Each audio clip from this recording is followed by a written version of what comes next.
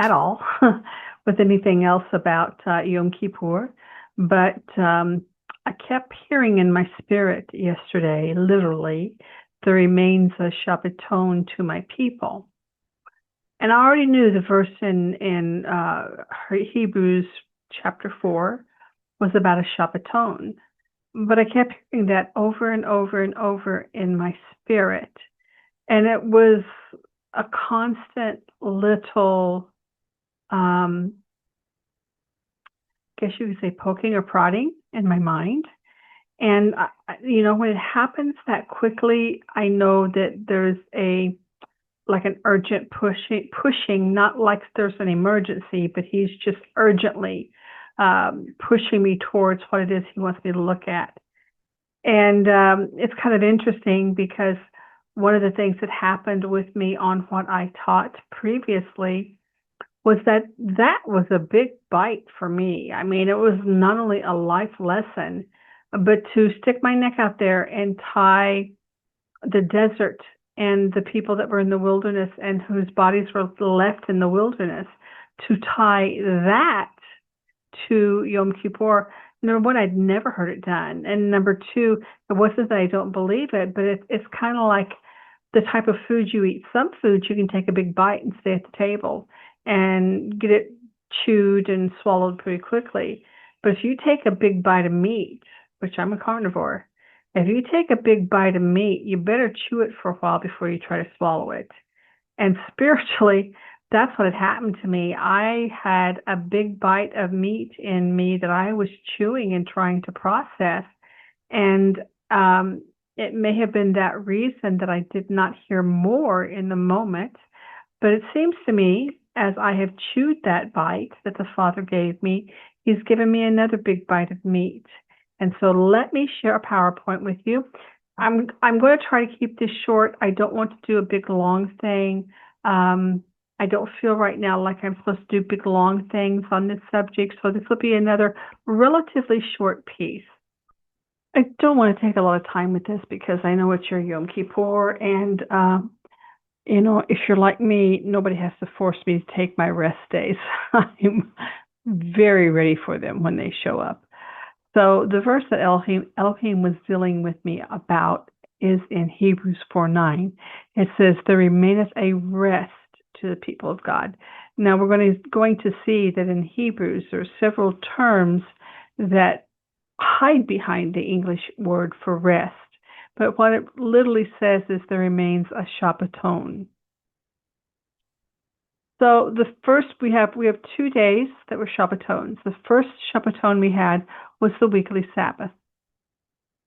The seventh day was a rest to Yah. That's what the scripture says, to Elohim. We rest because He did. And right here is Exodus 20, verse 10 in Hebrew. And it says, and the seventh day, a Shabbat to Yud He Vav He. Okay? So it was His rest day, because we see down here in Genesis 2, it says that He ended His deputyship, which He made, and He Shabbat on the seventh day.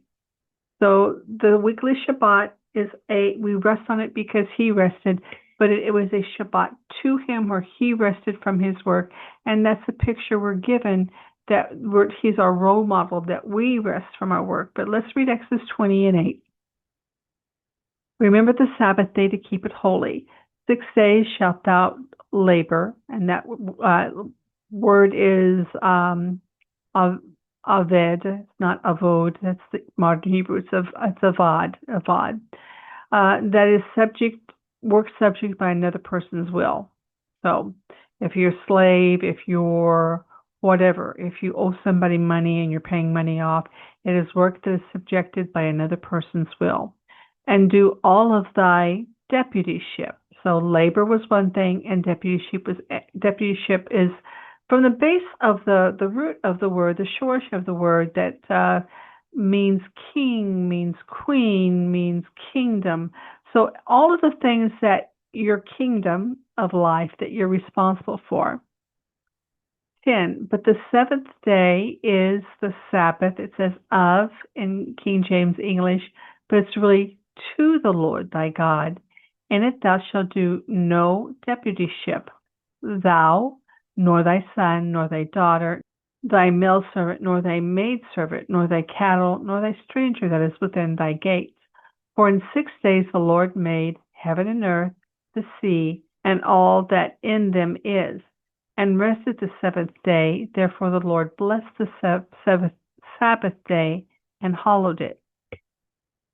And again in Exodus 34, this is where we see the Shabbaton, and you shall keep the Sabbath, therefore, for it is holy unto you. Everyone that defileth it shall surely be put to death. We're going to see the same clause in Yom Kippur. That's going to be our second Shabbaton. For whosoever doeth any work therein, that soul shall be cut off from among his people. 6 days may work be done, but in the seventh is the Sabbath of Shabbaton, the Sabbath of rest, Shabbaton, holy unto the Lord. Whoever does any work in the Sabbath day, surely he shall be put to death. Okay, now I want to look at Yom Kippur. Yom Kippur, which is a Sabbath to us when we rest from our deputyship. Just jump right down here. It shall be unto you a Shabbat, Shabbaton, okay? This was to us. The weekly was to Elohim. Let's read the passage, Leviticus 23. And the Lord spake unto Moses, saying, also in the 10th day of this 7th month there shall be a day of atonement. It shall be a holy convocation unto you. And you shall afflict, Anah, your soul, and you shall afflict, that word is Anah, your soul, and make an offering made by fire unto the Lord. So the difference between the Shabbat to Elohim and the Shabbat to us is that on the 6th day they were given a double portion of food. You can see that in Exodus when they're in the wilderness and they gather manna and they gather on the 6th day a double portion, whereas the Sabbath that's to us is a fast day. That Anah is tied to what goes in your mouth and down your throat. And you shall do no deputyship in the same day, for it is a day of atonement. That means to cover or protect, to make an atonement for you before the Lord your God. And it literally says to cover over or against the face of Elohim. And just briefly to go back to what we saw in Leviticus 16, it was by bringing in that blood of the bull first, that and the smoke of the incense, that it covered over the face of God. Okay? And we could make that atonement with the bullock and then come in behind that with the blood of the bull. And we're going to see that where we're going in the book of Hebrews, how we can now come boldly into the Holy of Holies. Leviticus 23, whosoever soul it be that shall not be afflicted the same day, he shall be cut off from among his people, just like the Shabbaton of the 7th day. And whatsoever soul it be that doeth any work, any deputyship, in the same day, the same soul I will destroy. And that means that Hebrew word is abad, which means to wander off or lose oneself, just like they took the Azazel goat to the wilderness from among his people. You shall do no manner of deputyship. It shall be a statute forever throughout your generations in your dwelling. And it shall be unto you a Shabbat, Shabbaton. And you shall afflict your souls in the 9th day of the month at even, from evening to evening, you shall celebrate your Sabbath. So that was very exciting, because then when I got to Hebrews, we'll be there in a minute. I got one more screen here. So there were 2 Shabbatons, one to Elohim, one to his people. Now we're going to Hebrews.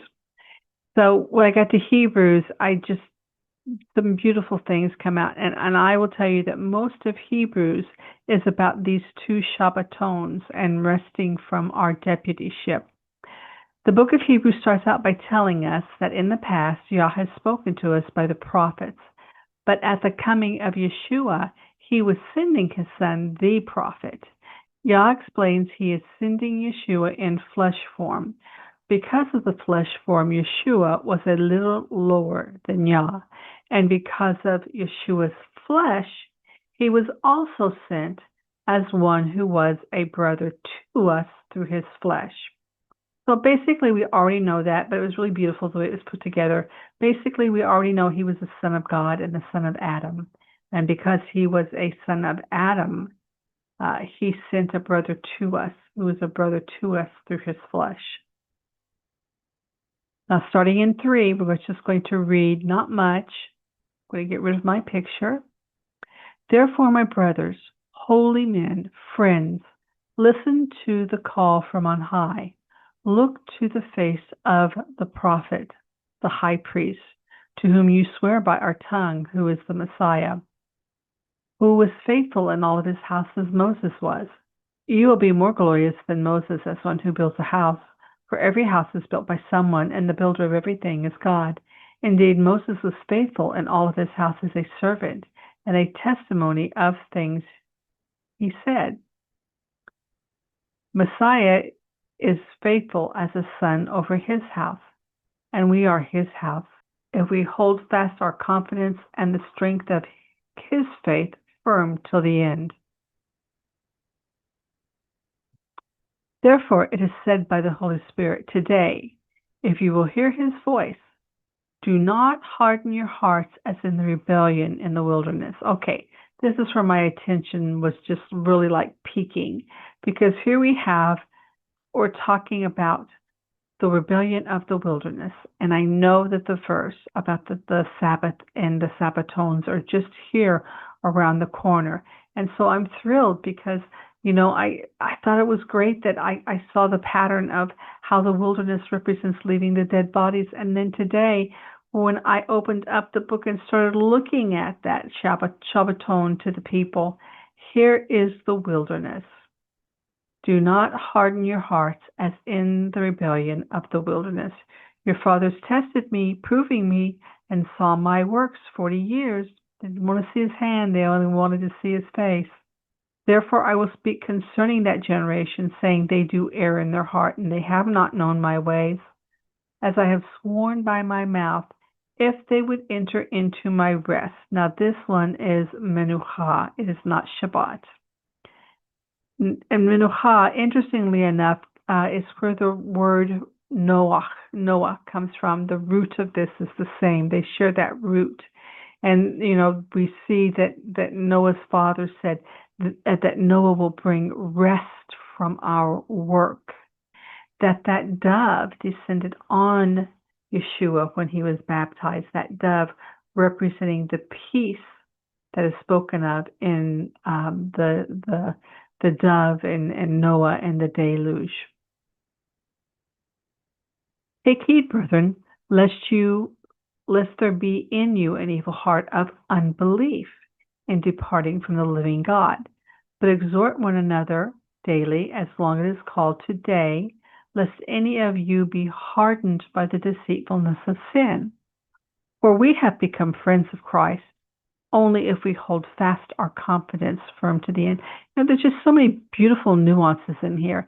It's not been that long ago that I shared with you how we chase the hand of God, just like we read about in the rebellion in the wilderness, where he showed them his hand so many times when they didn't want to see his face, and how we have become the friends of Christ. And if we're friends, we're no longer servants.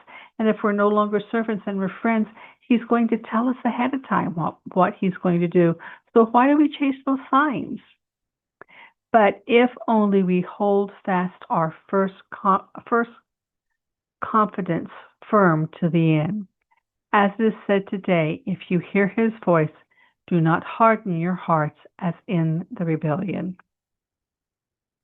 And who are they that heard and contend? Was it not all that came out of Egypt by the hand of Moses? And with whom did he strive 40 years, but with the sinners, whose carcasses fell in the wilderness? To whom did he swear that they would not enter in his menuha, his rest, but to the disobedient? And we see that they could not enter because of their unbelief.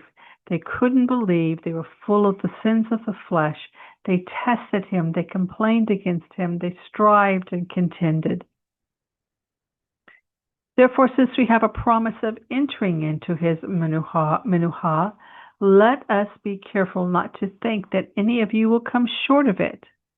For a good word came to us and to them, but the word they heard did not profit them, not being mixed with faith in their hearts. And we who have believed do enter his menuha, his rest. As he said, I have sworn by my mouth, if they will enter my rest.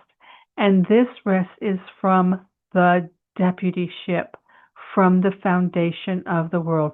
So to that point, they were talking about Shabbaton of Elohim, the Shabbaton to Elohim, entering into that rest. And this rest is from the deputyship which was done from the foundation of the world. For he said in another place about the seventh day, and God Shabbat rested on the seventh day from his deputyship, from his works. And in this place it is said again, will they enter into my menuha? Let us therefore conclude with this, that some, having heard the gospel, entered not into that menuha because of unbelief. And after many days he added and appointed another day, saying, today, as it is said in the words of David, today, if you will hear his voice, do not harden your hearts. For when Joshua brought them into a perfect rest, into the promised land, he would not afterwards have spoken of another day. Okay, so when Joshua brought them in finally through the promised land that he had promised them, we're going to see it in the next verses, that he promised them, bringing them out of the wilderness. If that had completed it, he would not have spoken of another day. That promise that he promised them is found in Deuteronomy 12. For you are not yet come into the rest and the inheritance which the Lord your God giveth you, when you go over Jordan and dwell in the land which the Lord your God giveth you to inherit, and when he giveth you the rest from all your enemies round about, so shall you dwell in safety. So that's the first rest. That was the first rest that was promised to them. That was the Shabbaton from the beginning, from the foundation of the world, when Elohim rested from his works. Therefore, there remains a Shabbaton unto the people of God. Okay, now we're talking about Yom Kippur. For he that entered into his menuha hath also Shabbat, ceased from his own works and deputyship, as God did from his. Let us therefore be diligent to enter the menuha, lest anyone fall after the same fall. Lest anyone fall by the same fall. So now we're talking about Yom Kippur, and now we're talking about entering into our rest and ceasing from our deputyship, just as Elohim did his from the foundation of the earth, and not following into temptation the way the dead bodies in the wilderness did. Isn't this just amazing? Having therefore, brethren, boldness to enter into the holiest by the blood of Yeshua, that bullock, by a new and living way, which he, Yeshua, hath consecrated us through the veil, that is his flesh, when he died on the 14th day, having a high priest over the house of God. Let us draw near with a true heart and full assurance of faith, having our hearts sprinkled, that picking up the blood of the bullock and picking up the blood of the goat and sprinkling it towards the altar in the holy place, having our hearts sprinkled from an evil conscience. Remember, the altar represents the hearts of the people, the sprinkling of the blood on Yom Kippur, and our bodies washed with pure water. The priests were washed with pure water. Peter is very clear that we're a royal priesthood.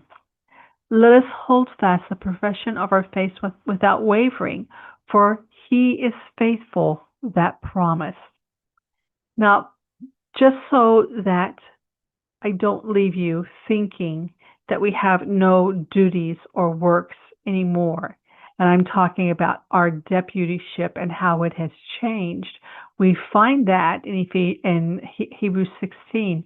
For God is not unrighteous to forget your deputyship and hard labor of love, which you have showed towards his name, in that you have ministered to the saints and do minister. Our deputyship, our works now, are not the offering of the goat and the ram, or any of the other days in the temple when a slaughter was required. Our deputyship, the work of the kingdom work, is a hard labor of love, which we show towards his name, in that we minister to the saints and do minister, but not only to them, but just like I was talking about when all of this began, and he dealt with me and he gave me a sneak peek into my heart that I didn't think was as bad as it was. Anytime we do anything in his name, that's our labor. That's our deputyship. That's kingdom work. And that's why that word comes from the same root as kingdom and as king. And we desire that every one of you show the same diligence to the full assurance of hope until the end, that you be not slothful, but be followers of them who through faith and patience inherit the promises.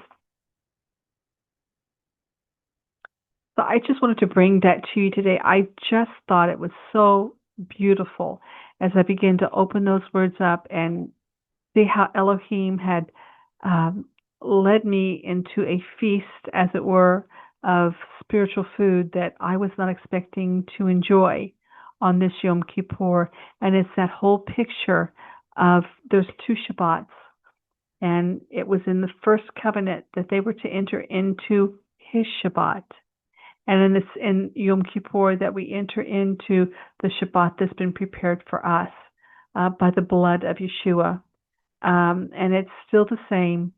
It's still the same that we crucify our flesh, that the sins of the flesh are still left in the proverbial desert, and that sometimes they jump back up and say, hey, remember me and let me run your life here for a second.